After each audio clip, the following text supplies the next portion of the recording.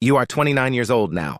Your alarm goes off at 6:15 like it always does, the same time it's gone off for years now, no different this morning than any other.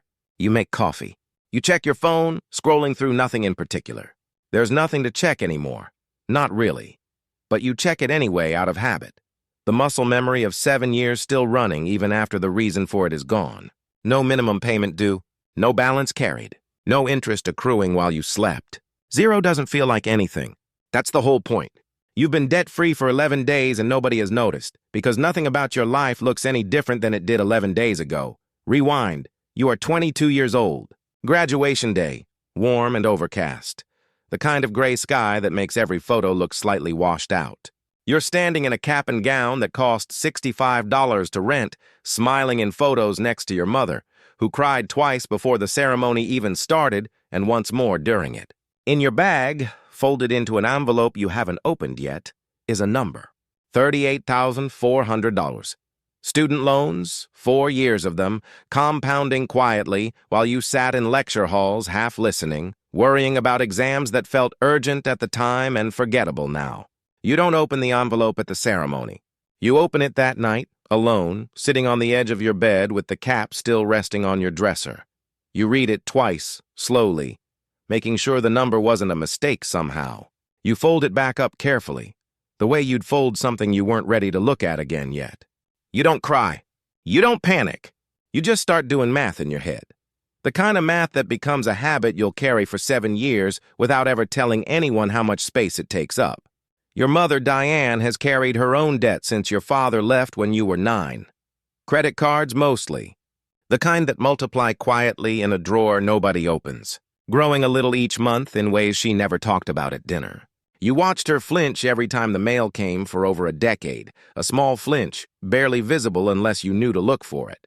You decide that night on the edge of your bed that you will never flinch at mail. Point 3. Your first job pays $41,000 a year, which sounds like a lot until rent takes $950 of it a month before anything else gets touched. You buy a used Honda for $6,200 cash, the cheapest reliable thing on the lot, because a car payment on top of everything else feels like drowning with your hands tied behind your back. Your coworker Mark leases a truck the same month, $580 a month, and asks why you're driving something so plain when you could clearly afford better. You say it runs. Mark says, "Bro, you gotta treat yourself sometimes, life's short." You don't answer that. You just start paying $600 a month toward the loans, more than the minimum required, quietly. The same week Mark signs his lease. The number is $31,200 now, dropping in small increments nobody else can see. A little more each month than the month before it. You've stopped telling people the amount. Not because you're ashamed of it, but because every time you say it out loud, someone offers advice you didn't ask for, usually advice that costs money you don't have to spare in the first place. Mark gets a new watch, a real one, gold-toned and heavy-looking, catching the office fluorescence every time he moves his wrist, and wears it to the office like an announcement he's proud of making. He holds his wrist near yours at lunch one Thursday, close enough that you can hear it click against the table. "You still driving that Honda?" You say yes. He shakes his head like it confirms something for him about who you are and always will be. Zero doesn't feel like anything. That's the whole point. You just don't know yet, honestly, how much it applies to you. High 5. You pick up a second job on weekends, tutoring high schoolers in math for $35 an hour, 6 hours a Saturday, sitting in library study rooms explaining quadratics to kids who'd rather be anywhere else. Nobody at your main job knows about it. You tell Mark you're just tired when he asks why you never come out on weekends anymore.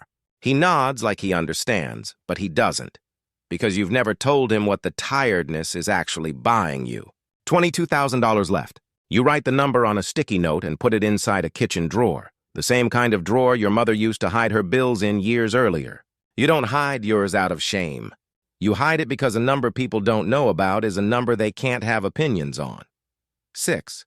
Your brother Tyler crashes his car on a rainy Tuesday night. No insurance on it at all, $2,400 in repairs he doesn't have and can't get anyone else to cover in time. He calls you first, not your mother, because he knows you'll say yes without a lecture attached to it. You send it that night, transferring it in one motion before you can talk yourself out of it. You don't mention it slows you down 4 months on your own timeline. Tyler thanks you the way people thank someone they think has plenty to spare and won't miss it. He has no idea what you gave up to send it that fast. You let him keep thinking it was nothing at all. $1,426. You've started skipping the coffee shop entirely, making it at home instead in a $12 machine you bought secondhand from a neighbor, saving maybe $4 a day that you never would have missed before this started mattering so much to you. Mark gets promoted that spring, moving up 2 levels at once. He takes the team out to celebrate, a steakhouse downtown, $80 a plate before drinks are even added. You go because saying no would raise questions you don't want to answer yet. You order the cheapest thing on the menu and split an appetizer you don't really want. And Mark notices and says, loud enough for the whole table to hear, "Let the man live a little. Come on, it's on me tonight." The table laughs. You laugh too, because it's easier than explaining 7 years of quiet arithmetic to a table that isn't asking a real question in the first place. $6,800 left. You do the math one more time on a quiet Sunday morning and realize, for the first time, that you can see the actual end of it. Not as a hypothetical anymore, but as a real date on a calendar 11 months out from that morning. You don't tell anyone, not even Tyler. You've learned by now that telling people invites a conversation you don't want to have yet. One about how you did it, or whether they should have done it too, or worst of all, whether you think you're better than them now for having done it at all.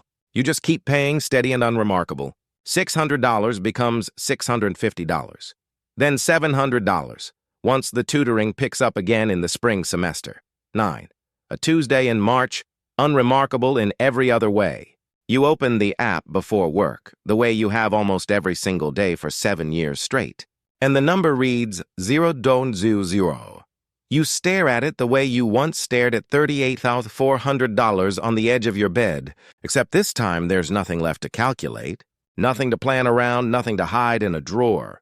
You don't call your mother right away. You don't post anything anywhere.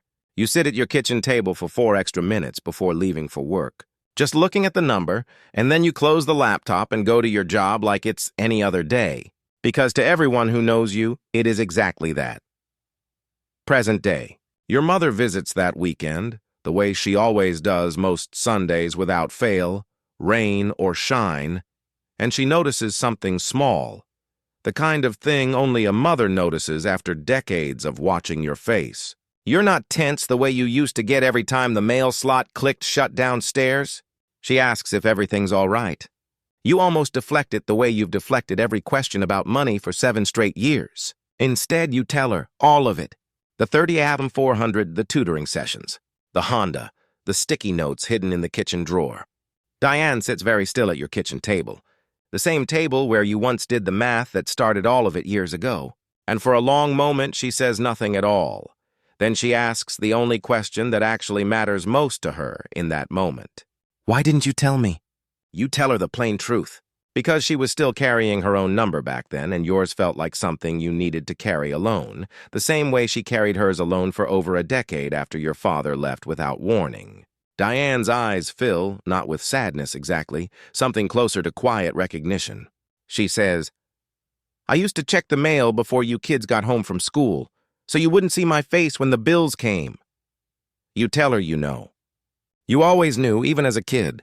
You just never said it out loud, the same way she never said it to you either. She reaches across the table and takes your hand, the way she used to when you were small enough to need it, explained why grown-ups sometimes cry over folded paper. "You never once acted like you were carrying it," she says quietly. You tell her that's the whole reason it worked the way it did. The debt never got to define what your life looked like from the outside. Not once, not even during the hardest stretch of it. It just quietly disappeared while you kept driving the same Honda, kept skipping the coffee shop, kept saying yes to Tyler without ever once mentioning what it cost you personally to say it. 7 years of $8,400 dissolving one Saturday tutoring session at a time, one skipped latte at a time, one quiet transfer at a time. And nobody, not Mark, not Tyler, not even your own mother, ever saw it coming. Because you never once gave them a single reason to look for it in the first place. 0 doesn't feel like anything. That's the whole point. And somewhere, right now, someone is sitting on the edge of their bed with an envelope they haven't opened yet. hand still shaking slightly. No idea that 7 quiet years from tonight. The silence in that number will be the loudest thing they've ever built for themselves.